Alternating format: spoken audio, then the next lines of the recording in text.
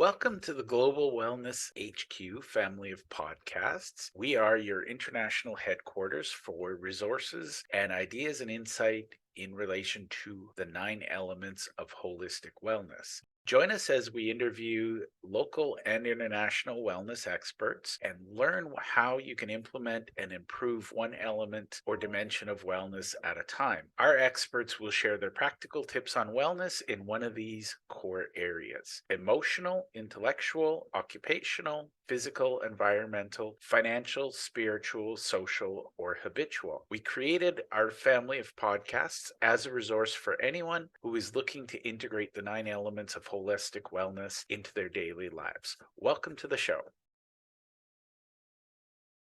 Awesome. Hi, everyone. Welcome to the show. Today, I'm really excited to have Marc Mathys on the show.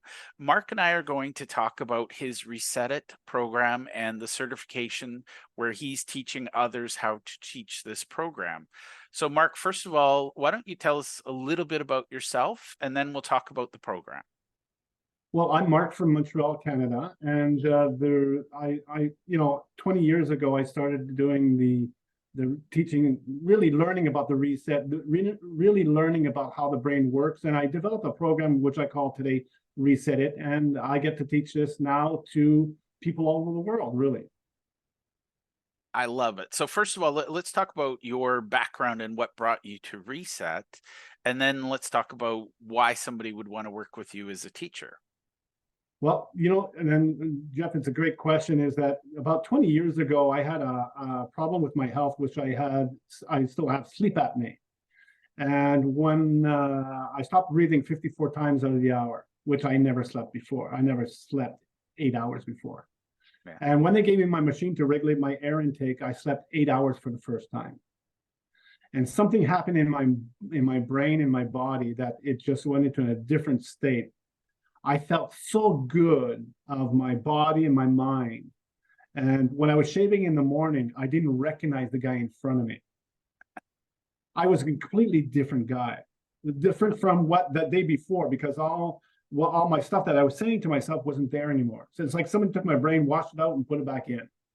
It was that clear for me. And that morning, I said, okay, I want to learn what's happened to me. So I started doing my research on the brain. I wanted to know, why is this happening to me? And I started learning about the brain, and that brought me into two different sciences. One is the neuroscience field. And neuroscience is that what I learned is that what happened to my brain, it just reset it into a different pathway. That's all it was. I was completely different, and what I learned about is that we have this inside of us, and we can do this on our own. And the other science is the quantum energy field. And you know what, Jeff? When I started learning about the quantum energy field, I just blew my mind. All the stuff that I was doing before that reset, what I realized is that everything that I put into my mind became my reality. All the stuff that I was programmed to do and conditioned to do, that was my reality. I wasn't good enough. I couldn't do this. I couldn't do that. I didn't make the money. Well, all the stuff that I went through. And when I was doing my research, everything that I put into that state of now what I call the state of presence became my reality. Everything that I put into that state became my reality. Yeah. And that's where it all started. And I started teaching this here in Montreal. I was, getting some great results of what the program was all about. And in 2016, I was invited to do a TED Talk here in Montreal about my research, about how we can change our lives in a fraction of a second. And that's where it all started. That's where all this up. And then the pandemic hit. My office was closed here in Montreal, and I had to take it online. And I rebranded everything. I put everything in place. And now I get to teach this all over the world, which is amazing. I love it. Now, we've talked about who would work with you, and one of the things we've talked about is that typically somebody who's gone through the program. Let's talk about that piece. When someone goes through the program, what are they experiencing? Well, what they're experiencing, Jeff, is that when you have to reset all the issues that you're going through, whatever those issues are. So there's a training of about 2 to 3 months with me, and we go down deep. Everything we talk about, we reset everything. Why is this so important? Is that when you are working with a customer, is that you cannot transfer your programs and conditioning onto other people. So I go through a really good reset of all the issues. We reset the sexuality, the religions, your parents, everything that you went through, you're looking at it through now through a different lens. And once you're in that lens, well, everything is completely different. And I love, we were talking before we started recording, but one of the things is, if I'm an instructor and I have trigger points, what does that do to the people I work with? Well, all you're doing in reality is transferring your programs and conditioning onto other people. So instead of, you're there to do the work that you're supposed to be doing, but in reality is that all you're doing is transferring your triggers onto other people, because that becomes the energy attached to it now. The trigger is attached to the quantum energy field. So if your trigger comes from somewhere else, well, then that trigger will resonate with the person that you're dealing with automatically. Love it. And that's why we've had this conversation. Somebody who's been through the program is a good teacher, whereas if somebody hasn't gone through the program, literally they can't become a facilitator or an instructor. Is that correct? That's correct. I will not, from branding on their teaching the Reset It program, they're going through a certification process with me, so that the first tier is to reset all of the issues that you're going through, all that stuff that you went through, and how that mindset is, and how that changed, and reset the stuff. And the second tier is when you start teaching this, I'll be in the Zoom calls with you in the background. I'm listening to see how you're doing, your reaction, and I will not certify anybody, even if they paid it, that if it's not working, we're gonna work to get you certified. So what you're doing will not transfer your stuff onto other people. And that's really, really important for me. And I think what I'm hearing is, it's for your own good. Like as a, if I was working with you and as an instructor, I'm going to be better off when I'm fully reset. I don't have any, trigger points or any programs running.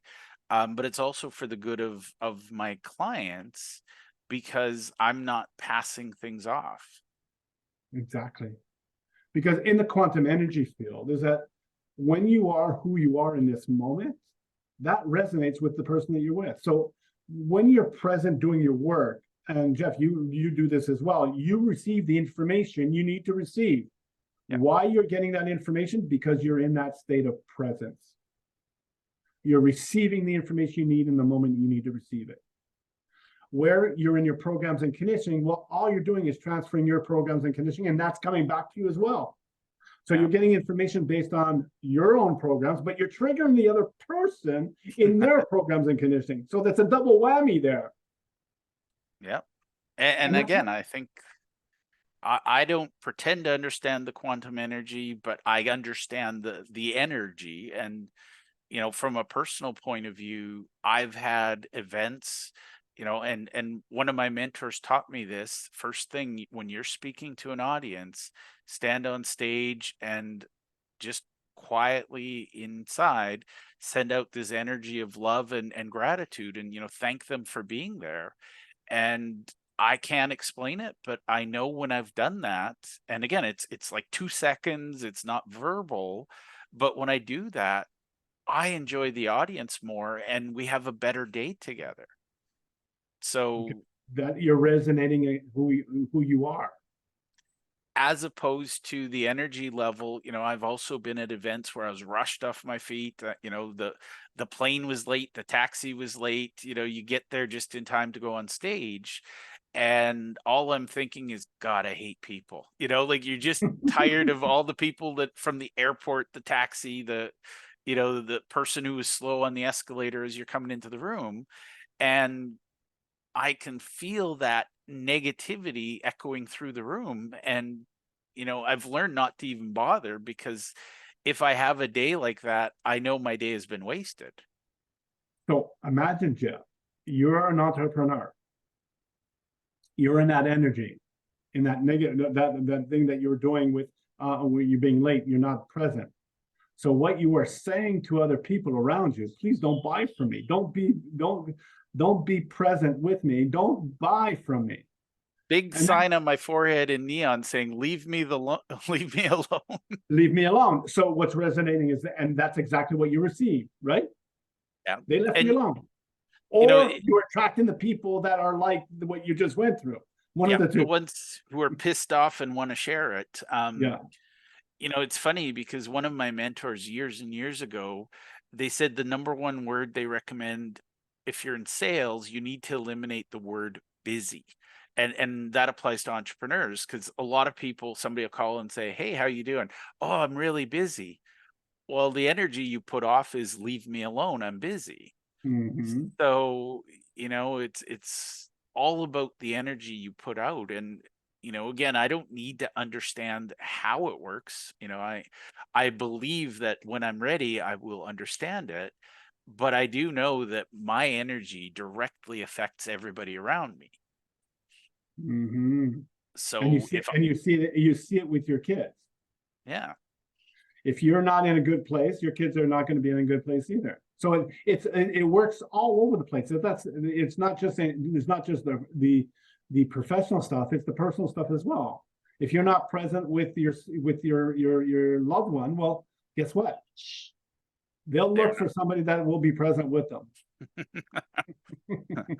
and Mark, if you don't mind, I'm going to share one of my stories, because this is near and dear to me, and I'd love your comment on it for the people listening to this or reading the book down the road. But for those who don't know this, Mark and I actually work together. I've been through his Reset It program, and I'm going to just be the first to admit Jeff's still got work to do. We're not fully reset. But when Mark and I were talking, literally, I believe it was the day my father passed or the day after. And my brain said, cancel the session, rebook, Mark will understand. But my heart said, no, I need to be there on the call. And it was funny because I came through that call, and it's funny because I don't recall that we actually specifically talked about mourning and grief and death.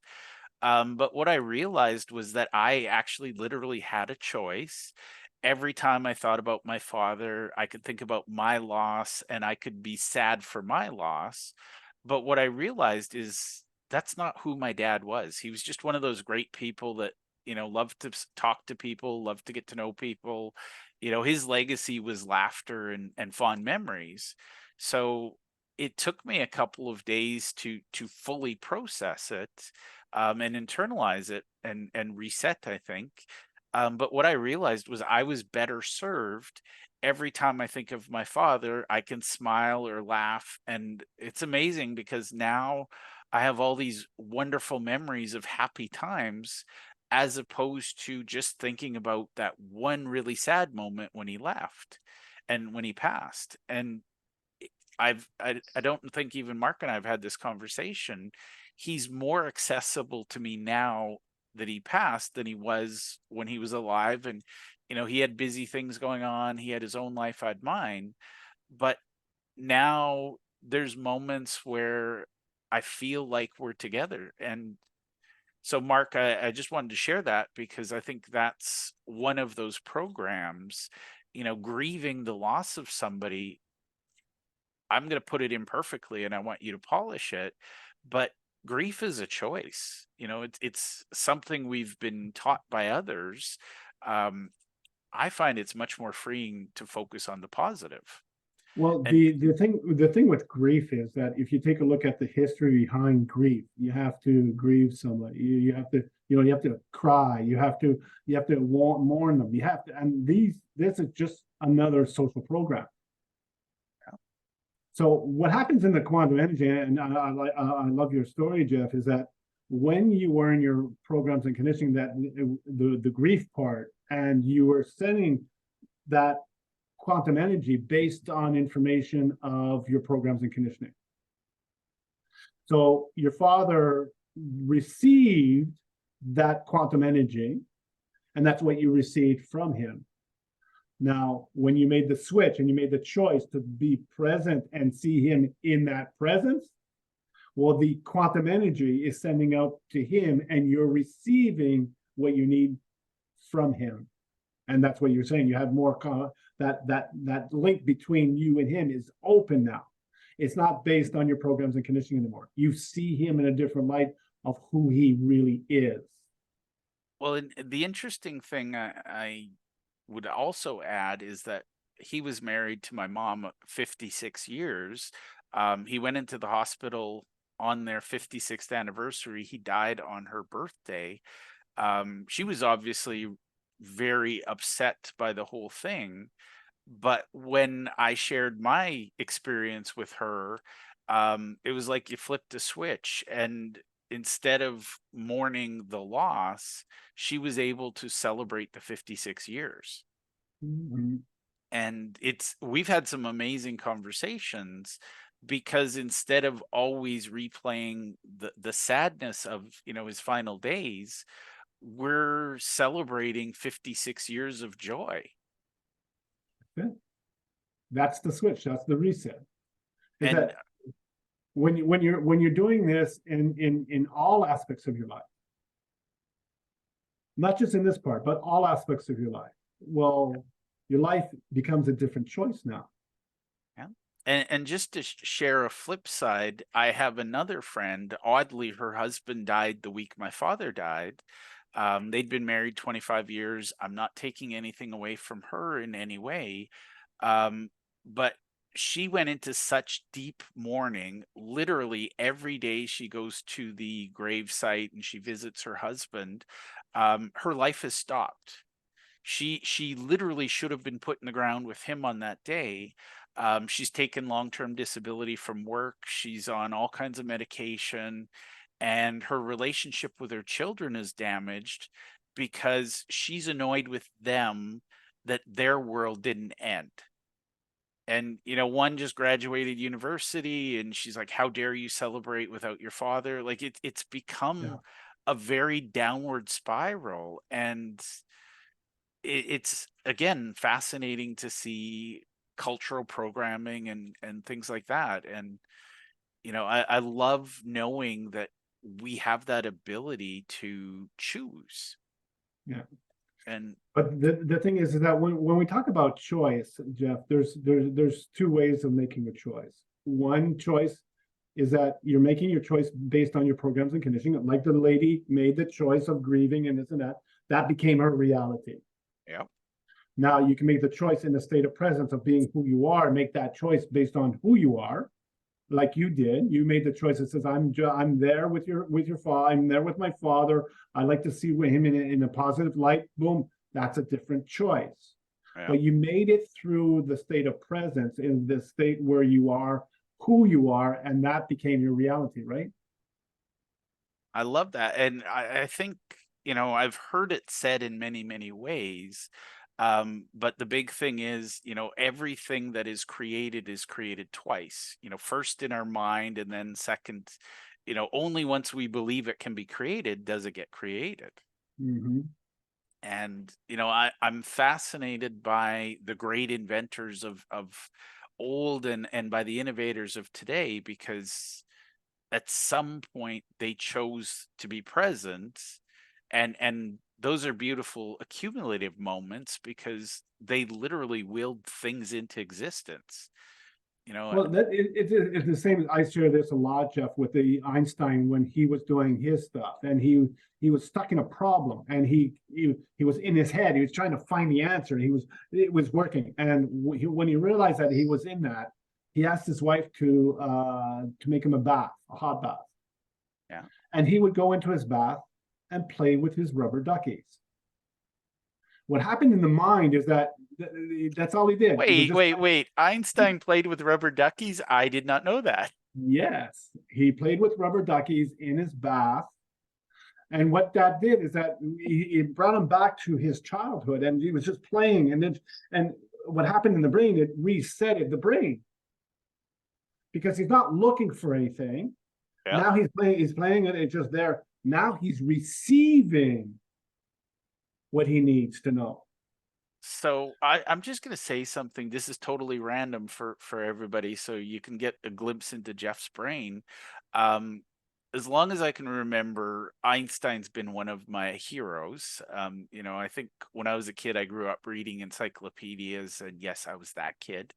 I never knew about the rubber duckies, but for some reason, all my childhood, I knew my life was incomplete because I didn't have a rubber ducky. So there you go. There's a clear. Somehow the universe was telling me that I was on the right path or something. But yeah. Now I feel like I should start a foundation to make sure no child goes rubber ducky-less. So Yeah, it's really about resetting the mind. He used the rubber ducky. It's just to get him. People will go. Other people will go in the forest, do something a little bit different, change their way of looking at it, and once you make that switch, it's an automatic reset. So what happens in the brain? It just the mechanics behind the brain just shuts off, and now you're in your intuition, you're in your creativity, you're in your place of who you are, and then that is where. And Einstein used to have a pad on the side of the bath, and when an idea came in, he just wrote it down, and then he just continued playing with his rubber ducky. And then after he took like, oh, I found it, and that's how everything started. So totally random, but as I understand it, in Japan, it's a big thing. People want to learn English. And one of the ways they do it, they learn it in the bathtub. And so there's actually waterproof writing pads, and there's waterproof books. I feel like I need to have that. But for me, it's when my brain is other focused. My kids get a little weirded out because I'll be sitting there and I'm scratching my head and I'm thinking hard, and then I just zone out and I just watch them, and they're like, "Dad, why are you staring?" And I'm like, "Oh, sorry, Dad's brain was somewhere else."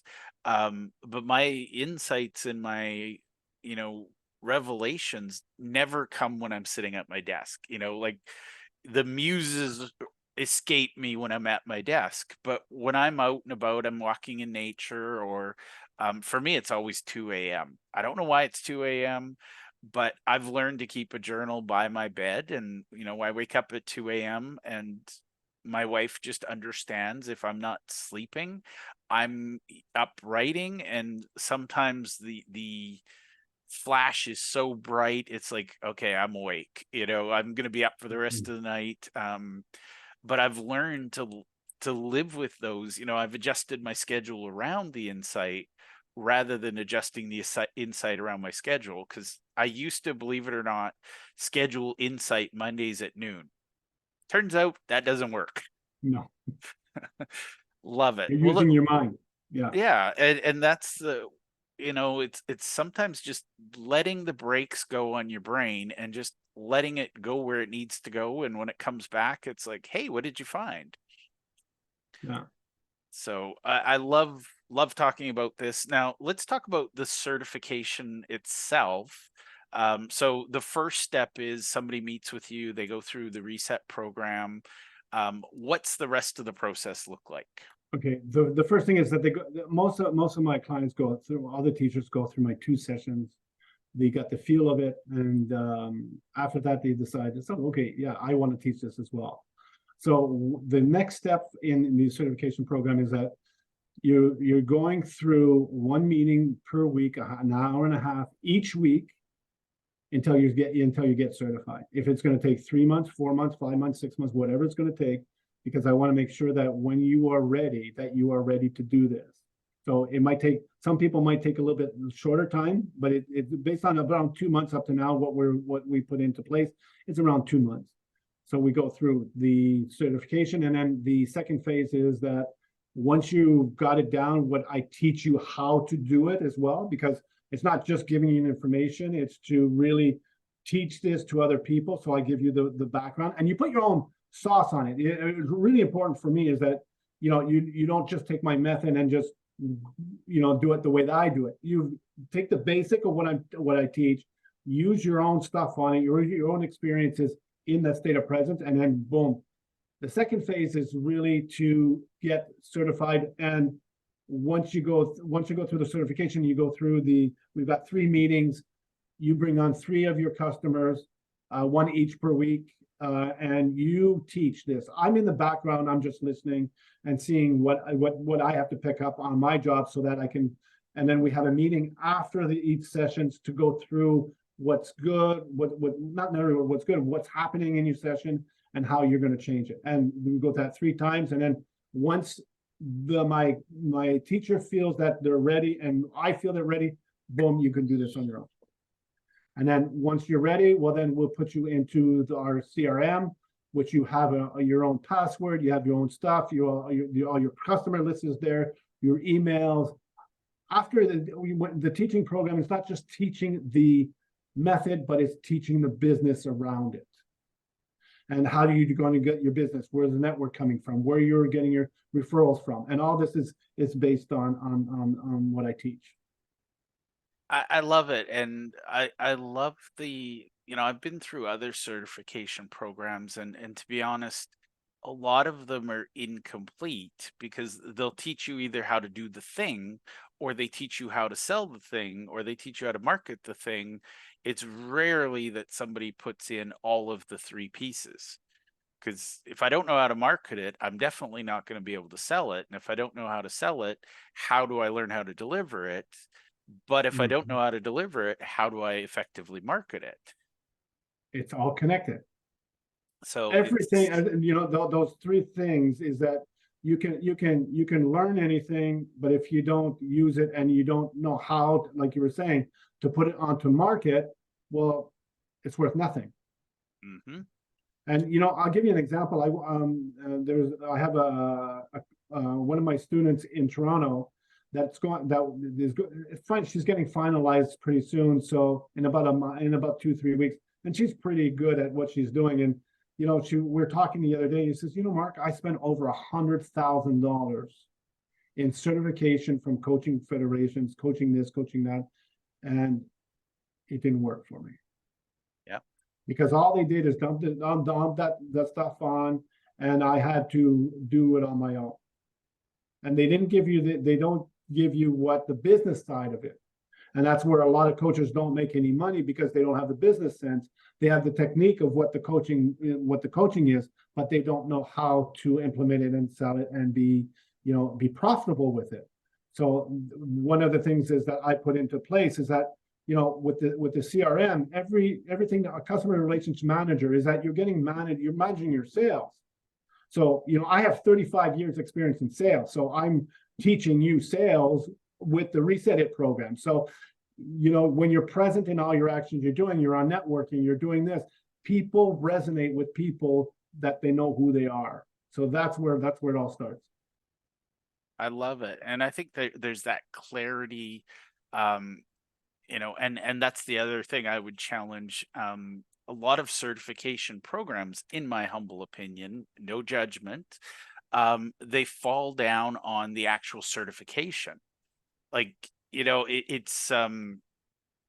once, this is just an example, but I once asked a martial arts instructor, how long does it take me to get a black belt?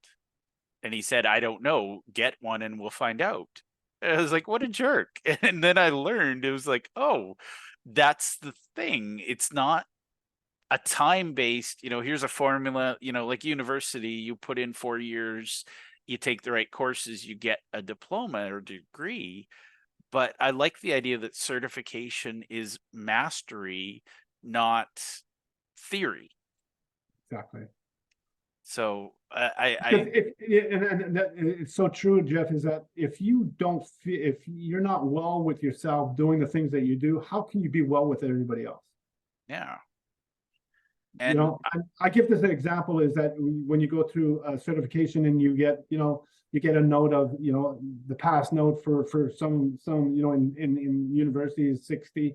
So when you go through it and you get a 60 or 70, well, you only understand 60 or 70% of the certification. yeah. So what happens to the other part, 30, 40%?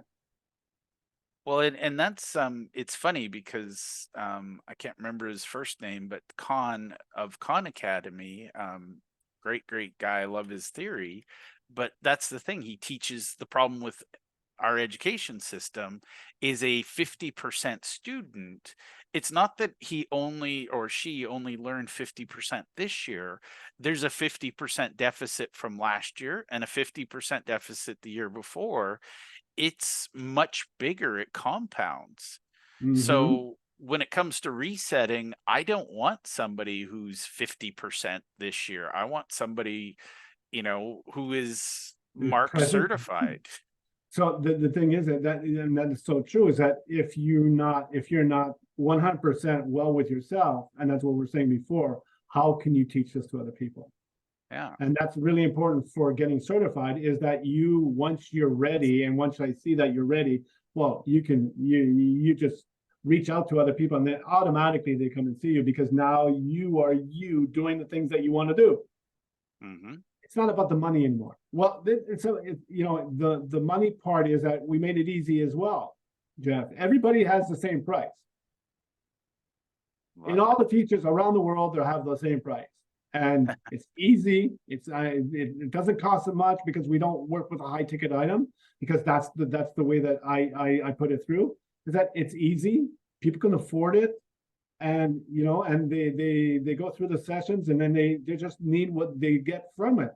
So that's another way of looking at it, is that I want to reach out to a lot of people, and that's why the prices are as there are today. Awesome. Well, the last question is probably the hardest / easiest. For those who are reading this book or who are listening to this podcast episode, how do they get in touch with you first and foremost to become Reset It clients? And then how do they get in touch with you after that to become an instructor? Well, the first thing is to go on to my website, which is www.reset-it.ca, because we're in Canada, and reach out. There's my name. You've got all my teachers, but click on mine, book a session with me, and that's where it all starts. And then after that, we go on and we book our schedule, and we do the stuff that we need to do. Love it. I love it. And I think this is very powerful. Now, at this point, how many other instructors do you currently work with? Well, right now we've got 5 on our site right now. There are about 2 to 3 that are confirming that at the end of the month are coming on board with us. And each week I'm meeting with with people that would like to go through the program, and most of them are my ex-students. So that they heard that I was doing the course, so they said, "Oh, I want to do this now." I love it. And full disclosure, when Mark first told me, no, I'm going to just say this candidly. When I first met Mark, I was like, I feel like I'd want to be an instructor. And that was my intention when I met you. And I didn't know that you had a program. And then when I worked with Mark, and Mark can attest to this, my first reaction was, how do I connect you with other people? I'd love to live in a world where people are resetting themselves. They're contributing their light to the conversation. I'll just warn you, if you do schedule that conversation with Mark, odds are really good that I feel like Mark was putting that energy out. He was looking for people who would be supportive and would love working with him. Just to warn you, if you reset and you chat with Mark, number one, you're going to benefit from the personal gains, but just a fair warning, you're probably going to want to work with Mark. So that means we're going to be working together, Jeff. The universe hasn't told me how, but I know with certainty you and I will work together. That's the way it works. Now, Mark, I want to thank you for being on my show and for putting your faith in me. You are the expert at you. Is there anything I should have asked you that I haven't? See, when you're living the moment, Jeff, you receive the information you need to receive. You just ask the right questions at the right time for the right moment. And thank you for it. I love that. Well, thank you for spending your time with me and for being present with me. Beautiful. Thank you, Jeff. Thank you for taking the time to listen to our show. We hope that you enjoyed this episode, and we invite you to either click the link below or scan the QR code to register and listen to other episodes of our podcast. Or if you think your business or you would be a great guest to be on our show, we're always looking for experts in one of the 9 elements of holistic wellness. We'd love to have you. You can either click the link below or you can scan the QR code and complete our speaker intake form. Thank you, and to your wellness.